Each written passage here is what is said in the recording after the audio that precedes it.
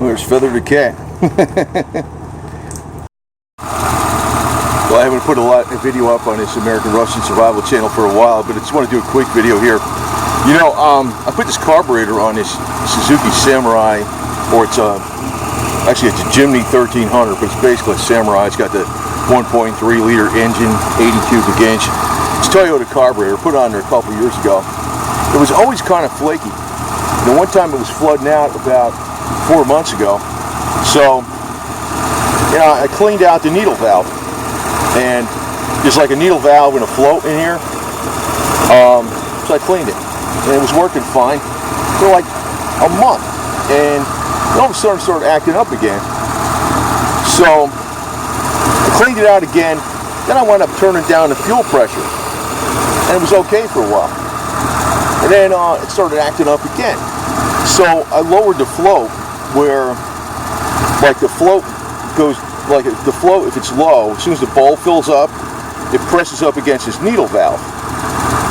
And that shuts off the fuel. So they're supposed to, I don't even know what the specs are for it. I kind of just lowered it. So it was working okay for a while again.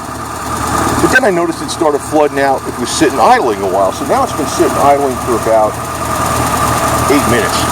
Usually it would take 3 minutes before it would start flooding out. And I left this off to see if it floods out. It would flood out of this overflow right here. Which is like a vent going back to the vapor canister, okay? So if you see it flooding out, there's no, some carburetors have like a sight glass here.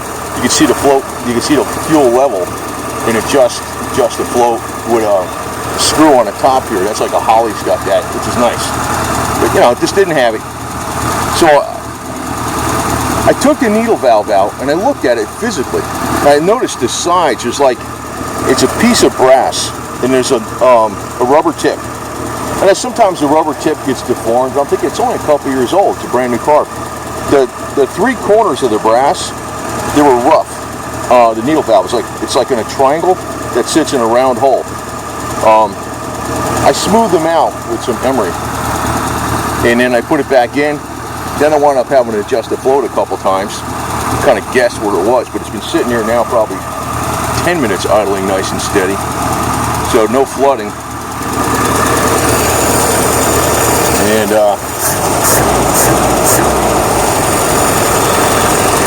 yeah, no, you know, it runs fine. So it's back to normal. But that goes to show you, I mean, this is why you don't have carburetors anymore, because you got to do things like this. I didn't expect that to happen. I thought possibly the float was cracked, because if the float is cracked, it sits in the fuel bowl, it would fill up with gas, and then it won't float to the top as the gas level goes up and shut off the needle valve. It's like a self-regulating fuel bowl level. Like the fuel bowl has a certain amount of fuel in it, and the float sits on top. And as the fuel comes up, the gas is coming in through the needle valve, through the hose to the needle valve. And as the fuel comes up, the float presses up against the needle valve and shuts it off. So it keeps it at exact right height of fuel in the fuel bowl. The needle valve had some rough edges on the side of the brass part. That was the problem. You know, one of the things I want to point out here is, a lot of people would say, "Hey, get another car." You know, you listen to your wife or whatever the hell it is, and you know, you'd be like, "Get another car," and this is bullshit. You're always out there doing this.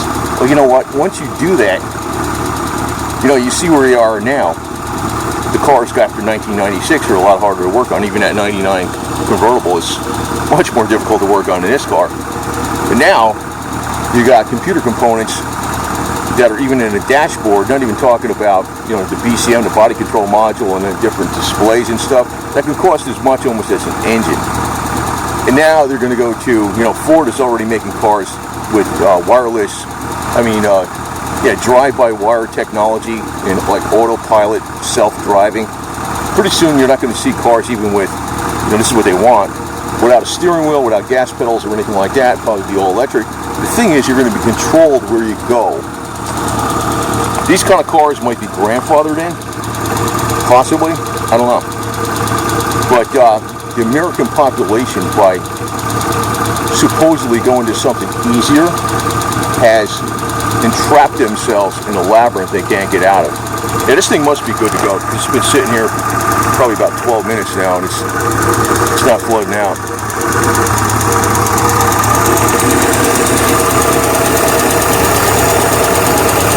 Don't seem like there's a problem. If it's screwing up, it's better than it was before. That's for sure. It's good enough to run. Something else I use. It's kitty cat again. There's Boots the daddy right there, and that's his girlfriend. Also I use is this. Now it's pretty warm here in Florida, but sometimes it does get cold, down in the 30s or early low 40s. I use this 1913 Perfection heater. I used it the other night. It was like 43 degrees outside and 75 inside. So I got plenty of diesel fuel. So this is what I do.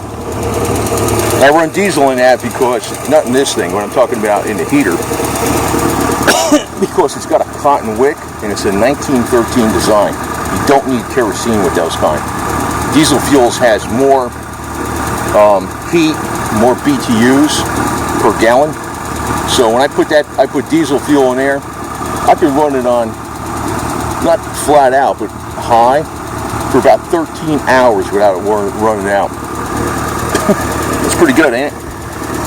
Yeah, this thing is freaking okay. Good to go. So, and the HHO works. This is the hydrogen oxygen setup.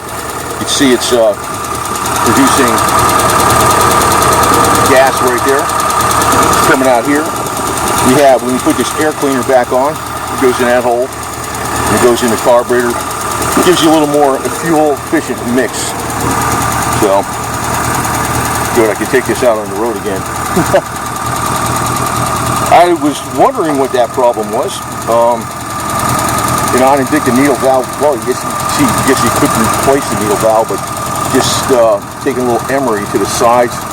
Like it's a brass piece about that big with a little rubber tip that goes in, closes off the fuel. That's the rubber tip that does that. The sides, there's like 3 corners, and they got rough. So they're grabbing, it was causing it not to, it was getting caught in there. That's what was happening. It wasn't quite closing all the way, so it was getting caught. So when I fixed that, it's okay. So, I think it's okay. Find out. I don't give a shit. I'll keep riding it. My 1978 El Camino, this thing runs fine. I've been using this, go down to Dixie Defenders. I've had this since 1991. I bought it in August 1991. In the last year I put a cam in there, the carburetor, Edelbrock manifold, timing chain and gear set, and fuel pump, and a few other things, plus the clutch, the flywheel, new springs in the back, rear seal and a transmission. So, oh, this is, that's Mama Cat. And that's the son, Boo Boo. We got another one out there, looks like a tiger, we call him Dixie. He's a little guy, looks like his daddy. But, you gotta stay with the old tech if you want to freaking, stay ahead of the game, because technology comes with a price. They spy on you, they want to control you. They want to not just spy on you, but they also want to know everything you're doing. And from that, not just advertise, but also try to sway public opinion. I mean, they're doing all kinds of crap, man. So the only way to fight them is to go old tech all the way. And we got a number of projects out here. We got the Canon project, and this is my flag bracket for the back of that, the 20-foot flagpole. Right, Mama Cat? And we'll be signing off here, but that was a weird fix. I think it's okay. Anyway, but the thing is, I don't give up. I've had these cars. I've had that since, it's an 85, that's Suzuki. I've had it since 1987. I bought it in Okinawa, Japan. Took it all around North Training Area, Central Training Area, up in the Marine Corps bases, in the mountains. Headed up north in the snow. Headed up, I had it everywhere. It's been all over the place. So I've owned it for 32 years, and I've owned this for 9 and 28 years. And I owned the Harley Davidson for 11 plus 30, yeah, 30 years. It's an 89. So, don't buy the new shit. Save you a lot of money too, man. But you got to work. That's the only way around it. It's not that easy, you know. So that's the way it goes.